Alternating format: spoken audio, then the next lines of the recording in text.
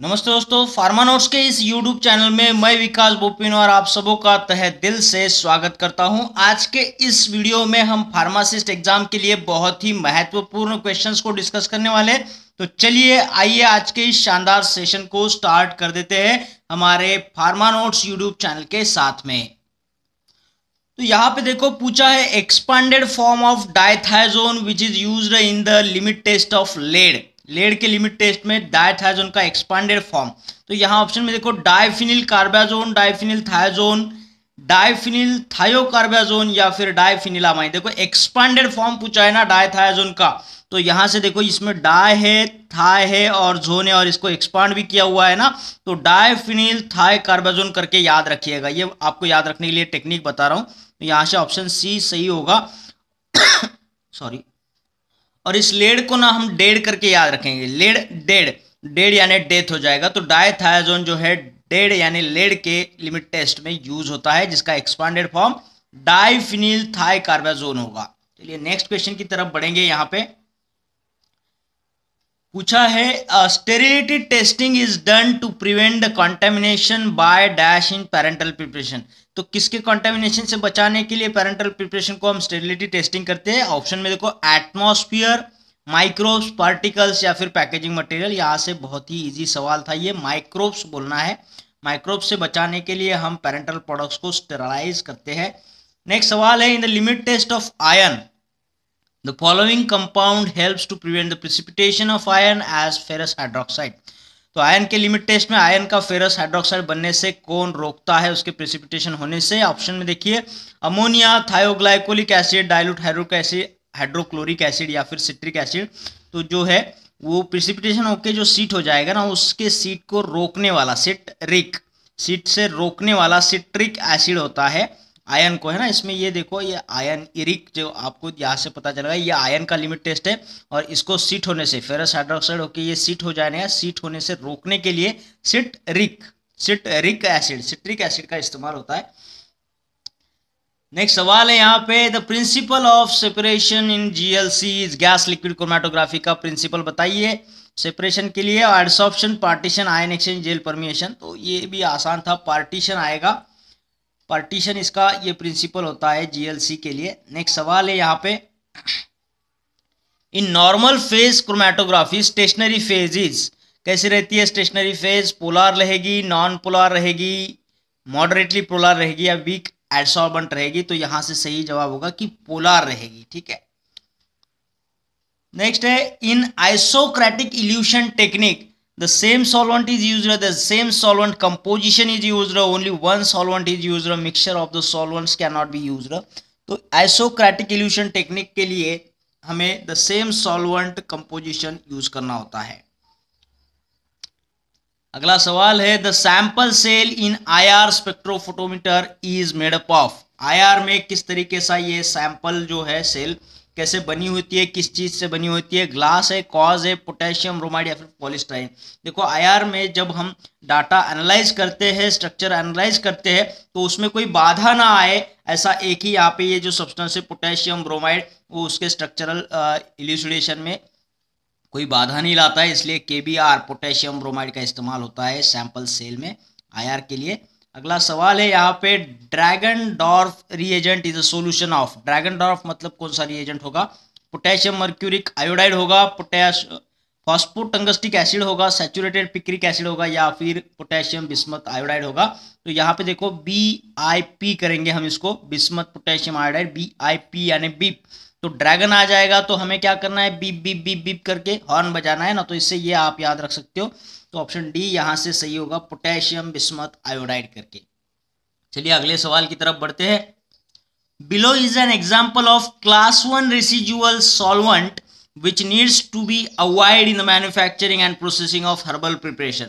देखो क्लास 1 के सॉल्वेंट आपको पता होने चाहिए और ये क्लास 1 का ऐसा सॉल्वेंट है उसको हमें अवॉइड करना है manufacturing processing of herbal preparations में। ऐसा कौन सा सॉल्वेंट होगा? मिथेनॉल, हेक्सेन, इथेनॉल या फिर बेंजीन। तो बेंजीन एक क्लास 1 रेसिडुअल सॉल्वेंट है जिसे हमें अवॉइड करना है manufacturing and processing of herbal preparations में। बेंजीन को बैन करना है। ठीक है।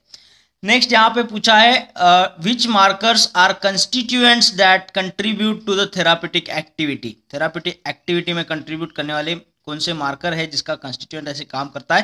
तो यहाँ ऑप्शन देखिए, analytical marker, active marker, negative marker या फिर फैंटम मार्कर है। तो यहाँ से थेरापेटिक एक्टिविटी के लिए एक्टिव मार्कर का इस्तेमाल होता है। ठीक है, एक्टिव मार्कर्स होते हैं ये।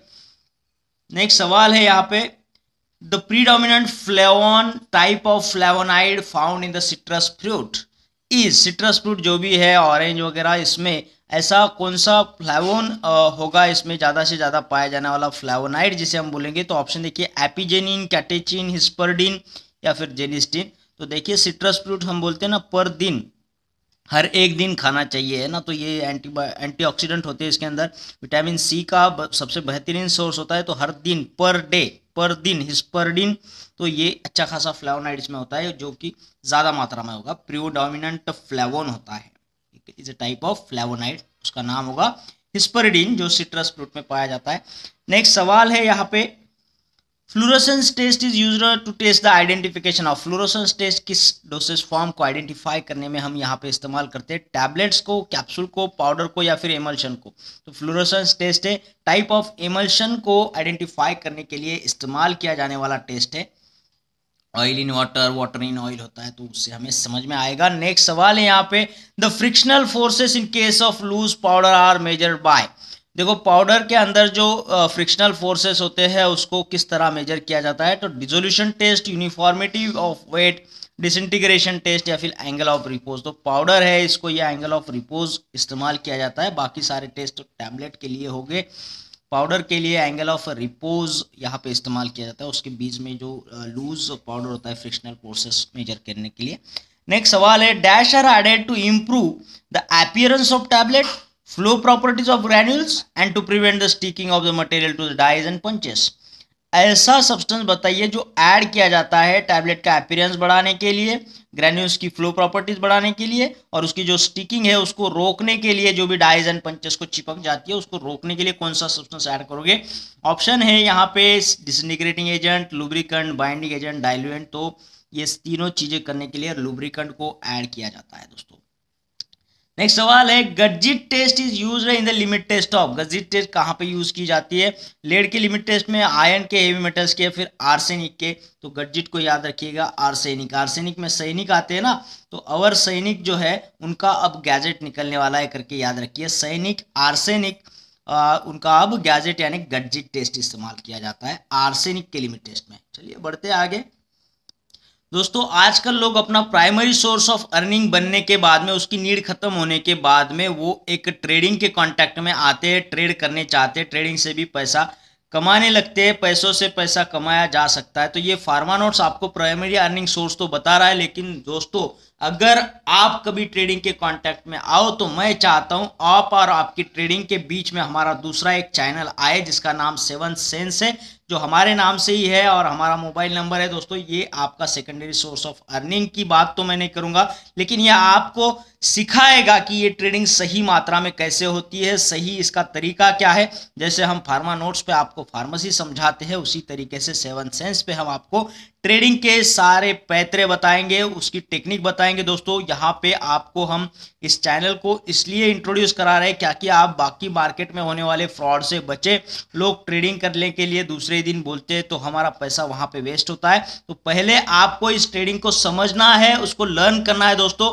बस ये एक लर्निंग चैनल है जहां से आप ट्रेडिंग के बारे में अवेयर हो सकते हो। तो ये ट्रेडिंग का मतलब share market, stock market trading channel के बारे में बात कर रहे हैं। तो यहाँ पे आपको ट्रेडिंग से रिलेटेड सारी बेसिक चीजें पढ़ाई जाएगी, जिसमें मनी कहाँ से इन्वेस्ट करना है, कैसे इन्वेस्ट करना है, इंट्राडे ट्रेडिंग क्या होगा, लॉन्ग टर्म ट्रेडिंग क्या होगा, इक्विटी क्या होगा, डेरिवेटिव मार्केट में फ्यूचर एंड ऑप्शन क्या होता है, इनिशियल पब्लिक ऑफर क्या होता है, सिस्टमैटिक इन्वेस्टमेंट प्लान क्या होता है। दोस्तों इसमें आपको सारा टेक्निकल प्राइस एक्शन भी बताया जाएगा, जिसमें इस तरीके के कैंडल स्टिक बनते हैं। बुलिश मार्केट जब होता है तो मार्केट बढ़ता है, ग्रीन कैंडल से इंडिकेट किया जाता है। बियरिश होता है तो मार्केट गिरता है, रेड कैंडल स्टिक से दिखाया जाता है। दोस्तों इसके साथ ही में इसके जो कुछ चार्ट बनते हैं उसको आपको बताया जाएगा।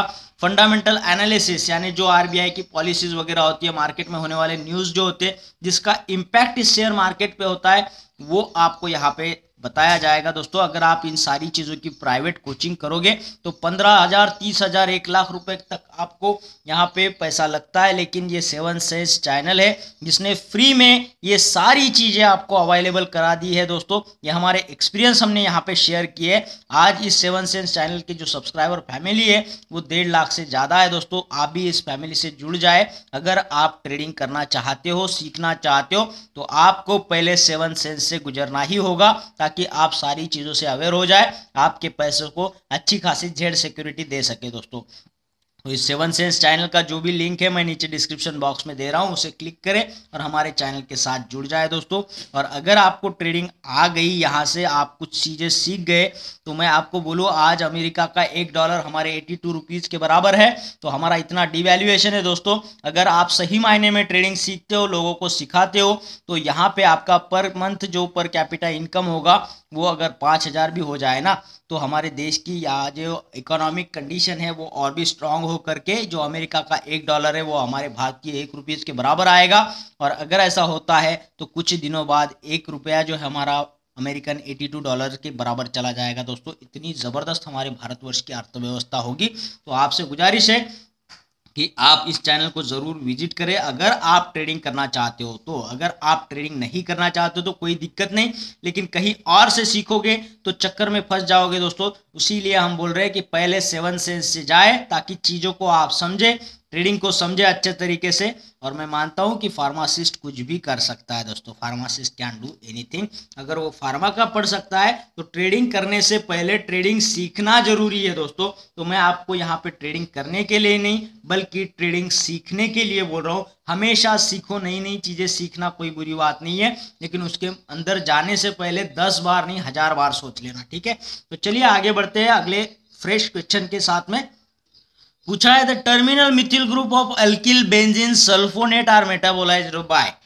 तो यहाँ पे मेटाबॉलिज्म का प्रोसेस पूछा है आपको कि टर्मिनल लास्ट में जो मिथिल ग्रुप होता है अल्किल बेंजोन सल्फोनेट के ग्रुप में, तो हमने इसको ABS यानी एब्स बोला है। एब्स के अंत में जो मिथिल ग्रुप होता है एब्स में, तो उसका जो डिग्रेडेशन होगा, मेटाबॉलिज्म होगा, वो किस तरीके से होगा। तो यहाँ पे देखो जो भी हमारे एब्स होते हैं ना, पेट में जो एक्सरसाइज करते हैं, वो एब्स में आपको W दिखाई देगा। तो ये W यानी यहाँ से याद रखिएगा ओमेगा। तो इस मेटाबॉलिज्म का प्रोसेस होगा ओमेगा ऑक्सीडेशन, ठीक है। यहाँ पे बीटा अल्फा ऑक्सीडेशन डिग्रेडेशन बस साइक्लिक न्यूक्लियर ऑप्शन थे, लेकिन यहाँ पे ओमेगा ऑक्सीडेशन को याद रखिएगा। एब्स में है ना, यानी कि अल्किल बेंजीन सल्फोनेट के टर्मिनल में जो मिथिल ग्रुप होगा उसका मेटाबॉलिज्म होगा W यानी ओमेगा ऑक्सीडेशन से। अगला सवाल है दोस्तों यहाँ पे, one among the following spores resist the boiling. Boiling से किसको फर्क नहीं पड़ता वो बताइएगा। ऑप्शन देखो स्ट्रेप्टोकोकस, सुडोमोनास, बैसिलस या फिर एस्चेरिचिया कोली। तो ये बॉइलिंग से फर्क नहीं पड़ता है बैसिलस को। नेक्स्ट सवाल है, syringes are commonly sterilized by employing. Syringes का स्टेरिलाइजेशन किस प्रोसेस से होगा। ऑप्शन में देखो cosmic rays, alpha rays, beta rays या फिर गामा रेज। देखो किसी को भी अगर आप बोलोगे तो ये तुमको इंजेक्शन देना है, सिरिंजेस से सुई देना है, तो उसको क्या होगा, गम हो जाएगा, वो दुखी हो जाएगा बेचारा। तो ये गामा रेज को याद रखिएगा सिरिंज स्टेरिलाइजेशन के लिए। अगला सवाल है, one among the following sterilization parameter is monitored in dry heat sterilization is.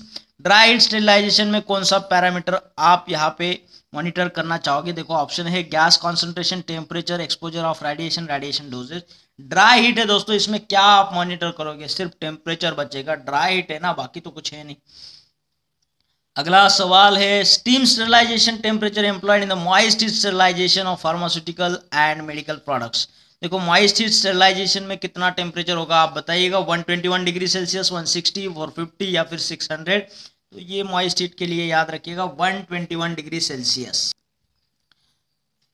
Next आगे बढ़ते हैं, one among the following is absent in eukaryote. Eukaryote cell में कौन सा स्ट्रक्चर एब्सेंट होगा बताइए। Circular chromosome, Golgi apparatus, endoplasmic reticulum या फिर माइटोकॉन्ड्रिया। तो हमें पता है यूकैरियोटिक में माइटोकॉन्ड्रिया होने चाहिए, फिर गोल्गी apparatus भी होता है इसमें और एंडोप्लाज्मिक रेटिकुलम भी होते हैं, और सिर्फ सर्कुलर क्रोमोसोम जो होते हैं वो प्रोकैरियोटिक सेल में पाया जाता है दोस्तों। नेक्स्ट सवाल है, is an inherited disorder of galactose metabolism. Galactose के मेटाबॉलिज्म से इनहेरिटेड होने वाले है ना, फादर से बच्चों में, ग्रैंडफादर से बच्चों में आने वाला जो डिसऑर्डर है गैलेक्टोज मेटाबॉलिज्म की वजह से, वो कौन सा होगा? एनीमिया होगा, गैलेक्टोसीमिया, थैलेसीमिया या फिर सिकल सेल एनीमिया। तो गैलेक्टोज का मेटाबॉलिज्म है गैलेक्टोसीमिया होगा। अगला सवाल है यहाँ पे, NADPH is produce in the PPP pentose phosphate pathway is use in. ये जो पेंटोज फॉस्फेट पाथवे है, इसमें खास एनर्जी बनती है NADPH। तो इसका इस्तेमाल कहाँ पे होता है? प्यूरिन सिंथेसिस में, DNA सिंथेसिस में, RNA सिंथेसिस में या फिर फैटी एसिड के सिंथेसिस में। देखो NADPH को हम ऐसे पढ़ेंगे कि ये PPP यानी पेंटोज फॉस्फेट पाथवे से बनता है। तो पैसा पैसा पैसा बोलिए, इसमें से जो आपको पैसा मिल रहा है इससे आप क्या कर रहे हो? यानी नाश्ता कर रहे हो, यानी दोपहर का आप खाना भी खा रहे हो, पोहे भी खा रहे हो, तो इससे आप क्या बनोगे? फैटी बन जाओगे। तो फैटी एसिड सिंथेसिस में ये स्पेशल टाइप ऑफ एनर्जी का इस्तेमाल होता है, NADPH को याद रखिएगा। चलिए नेक्स्ट बढ़ते हैं आगे क्वेश्चन की तरफ। पूछा है, multiple form of an enzyme catalyzing the same reaction स्टर्म है। एक ही रिएक्शन जो है उसको मल्टीपल फॉर्म ऑफ एंजाइम अगर उसको कैटालाइज कर रहा है तो उस एंजाइम को आप क्या बोलेंगे? कोई एंजाइम बोलेंगे, आइसो एंजाइम, डायग्नोस्टिक एंजाइम या फिर अलोस्टेरिक एंजाइम। तो देखिए एक ही एंजाइम के यहाँ पे मल्टीपल फॉर्म है तो उसको हम क्या बोलेंगे? आइसो एंजाइम बोलेंगे। ठीक है, नेक्स्ट सवाल है यहाँ पे, the functional enzyme is refer to as. Option में दिया है apoenzyme, coenzyme, holoenzyme या फिर प्रो एंजाइम। तो देखिए हॉलमार्क का जो होता है ना साइन किस पे होता है? सोने पे होता है। तो हम उसको फंक्शनल सोना, अच्छा सोना बोलते हैं। तो यहाँ पे भी आपका एंजाइम भी फंक्शनल है तो इसको भी हम हॉलमार्क लगा देते हैं, हॉलो एंजाइम बोलेंगे। ठीक है, याद रखने के लिए बता रहे हैं, लेकिन इस ट्रिक से आप कोई भी चीज भूलोगे नहीं, कंफ्यूज नहीं होगा दोस्तों। नेक्स्ट सवाल है, translocation brought about by elongation dash is called as the translocase. तो इसके लिए कौन सा फैक्टर लगेगा? Translocation brought about by elongation के लिए कौन सा फैक्टर लगेगा आप बताइएगा। तो यहाँ पे फैक्टर ए, फैक्टर सी, फैक्टर ई, फैक्टर जी दिया है। तो इलोंगेशन के अंदर आपको जी दिखाई दे रहा है तो फैक्टर जी टिक कर देना है दोस्तों। नेक्स्ट सवाल है, dash is the starting material for ketogenesis. Ketogenesis के लिए, कीटोन बॉडीज बनने के लिए कौन सा स्टार्टिंग मटेरियल होता है? Acetyl coenzyme A, एसिटो acetate, एसिटो acetyl coenzyme A या फिर एसिटोफिनोन। तो देखो कीटोजेनेसिस के लिए यहाँ पे लगता है एसिटो एसिटिल कोए, है ना, सबसे बड़ा वाला एसिटो एसिटिल कोए। नेक्स्ट है alpha amino beta phenyl propionic acid. ये किसका नाम है ये बताइएगा, कौन से अमाइनो एसिड का नाम alpha amino beta phenyl propionic acid होता है? तो टायरोसिन, फिनिल एलैनिन, एलैनिन या फिर ग्लाइसिन। तो यहां से सही जवाब क्या करना है? फिनिल एलैनिन को करना है दोस्तों। ठीक है, बाकी अमाइनो एसिड्स के भी नाम देख लेना, स्ट्रक्चर देख लेना। नेक्स्ट है सवाल, dash are the chief sources of histamine in the circulating cells. Circulating cells के अंदर हिस्टामाइन का सबसे बढ़िया सोर्स क्या होगा? इरिथ्रोसाइट, लिम्फोसाइट, बेसोफिल्स या फिर न्यूट्रोफिल्स। तो देखिए हिस्टामाइन का बहुत अच्छा मुख्य सोर्स जो होता है सर्कुलेटिंग सेल्स के अंदर वो होता है बेसोफिल्स में। अगला सवाल है, DNA synthesis occurs during the dash phase of cell cycle. Cell cycle में जो अलग अलग फेजेस होते हैं वहां पे डीएनए सिंथेसिस जो चलता है वो कौन से फेज में चलेगा? M phase, M1 phase, S phase या फिर जी फेज। देखो सिंथेसिस है, डीएनए का सिंथेसिस, यस आ गया तो यस फेज को टिक कर देते हैं। नेक्स्ट सवाल है, in the डायजोटाइजेशन titration the most commonly used titrant is sodium thiosulphate, sodium carbonate, sodium sulphate या फिर सोडियम नाइट्राइट। देखो डायअजो टाइट्रेशन है, डायअजोटाइजेशन टाइट्रेशन। तो यहाँ पे डायअजो है, 2 बार नाइट्रोजन, आजा मतलब नाइट्रोजन होता है, 2 नाइट्रोजन। तो सोडियम नाइट्राइट को जब हम लिखेंगे यानी इसमें आपको 2 यन दिखाई देंगे। ये तो नाइट्रोजन नहीं है लेकिन यन तो 2 दिखाई देंगे। तो इससे आप याद रख सकते हो कि डायअजोटाइजेशन टाइट्रेशन में एक खास टाइट्रन कौन सा यूज हो जाएगा? Sodium nitrite. और इसके अंदर आपको ये टाइट्रंट जो है, नाइट्राइट के अंदर आपको टाइट्रंट का भास होगा। तो इससे आप इस ऑप्शन को आराम से टिक कर सकते हो दोस्तों। सोडियम नाइट्राइट जैसा टाइट्रन यूज होता है कॉमनली डायअजोटाइजेशन टाइट्रेशन के अंदर। चलिए नेक्स्ट सवाल की तरफ बढ़ते हैं। पूछा है, dash is a test tube method for amplifying a selected DNA sequence. देखो एम्पलीफिकेशन यानी किसी का चीज को बढ़ाना, है ना, जैसे आवाज है, आवाज का एम्पलीफिकेशन करोगे मतलब आवाज को बढ़ाओगे। तो टेस्ट ट्यूब मेथड यूज किया जाता है एम्पलीफाई करने के लिए। कौन? Selected DNA sequence. जिस डीएनए सीक्वेंस के आप मल्टीपल कॉपीज बनाना चाहते हो, एम्पलीफिकेशन करना चाहते हो, तो उसके लिए आप कौन सा यहाँ पे रिएक्शन इस्तेमाल करोगे? ऑप्शन देखो, पॉलीमरेज चेन रिएक्शन है, रेडॉक्स पोटेंशियल रिएक्शन है, ऑक्सीडेशन रिएक्शन, रिडक्शन रिएक्शन है। तो देखो डीएनए के सीक्वेंस को मल्टीप्लाई करने के लिए, एम्पलीफाई करने के लिए, बढ़ाने के लिए हम पीसीआर यूज करते हैं दोस्तों, पॉलीमरेज चेन रिएक्शन को। ठीक है, अगला सवाल है यहाँ पे, dash occurs once in every 500 nucleotides और अबाउट 10⁻7 टाइम्स पर जीनोम।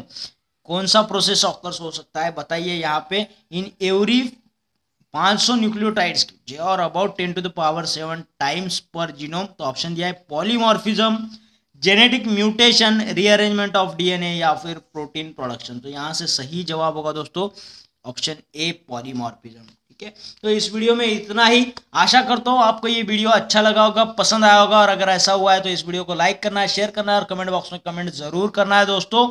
और जो नए लोग हैं उनसे दिल से दरखास्त है, गुजारिश है दोस्तों कि आप लोगों ने अभी तक चैनल को सब्सक्राइब नहीं किया है तो चैनल को सब्सक्राइब कर दीजिएगा और उसके बाद आने वाले बेल आइकन को जरूर क्लिक करिएगा दोस्तों। इस बेल आइकन को क्लिक करने से होता ये है कि जब भी हमारा वीडियो आता है आपके मोबाइल में एक नोटिफिकेशन या फिर एक मैसेज जारी होता है, जिसकी वजह से आपका कोई भी वीडियो मिस नहीं होगा और यूं ही आप कदम दर कदम नॉलेज की दुनिया में आगे बढ़ोगे और अपने करियर को सेट करने में सफल हो जाओगे दोस्तों। तो फिर मिलते हैं एक और बेहतरीन शानदार वीडियो के साथ में, तब तक के लिए थैंक यू।